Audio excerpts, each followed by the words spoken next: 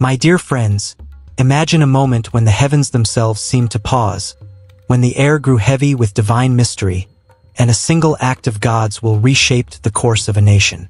In the sacred pages of Scripture, there lies a story so profound, so awe-inspiring, that it has echoed through the ages, yet remains untold to many.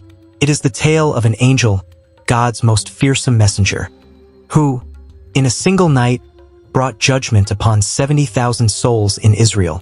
This is not a story of despair, but one of divine power, human frailty, and the eternal call to humility before the Creator.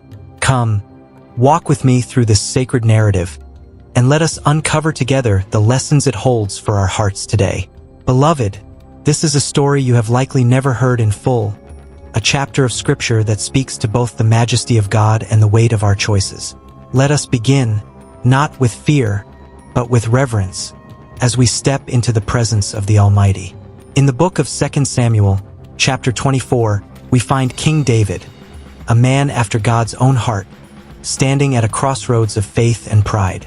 David, chosen by God to lead Israel, was a shepherd, a poet, a warrior, and a king. Yet, like all of us, he was not immune to the temptations of the human heart.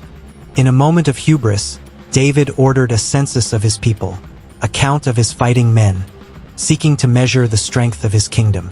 But this act was not born of divine instruction.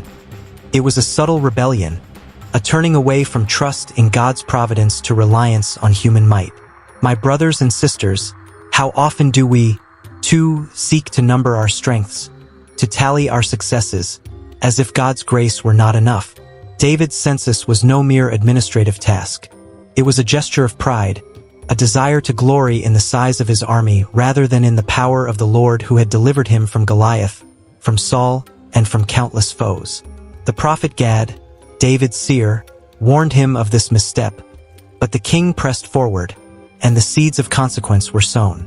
The Scriptures tell us that God's displeasure was kindled, not out of spite, but out of love, for divine judgment is never merely punishment, but a call to return to the heart of God.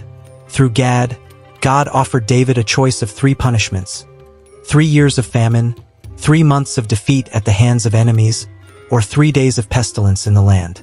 David, in his wisdom, chose the pestilence, saying, "Let us fall into the hand of the Lord, for his mercy is great. But let me not fall into the hand of man." 2 Samuel 24 verse 14. Oh, how these words resonate. David trusted in God's mercy, even in the face of judgment. Yet, the weight of his choice would soon be felt across the land.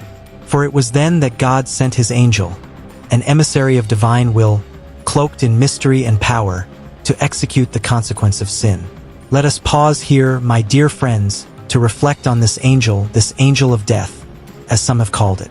In the sacred texts, angels are not mere figures of folklore, but the messengers of God's will, radiant with his glory, yet fearsome in their obedience. This angel, unnamed yet mighty, was tasked with a solemn duty, to bring pestilence upon Israel, a judgment that would claim 70,000 lives in 3 days.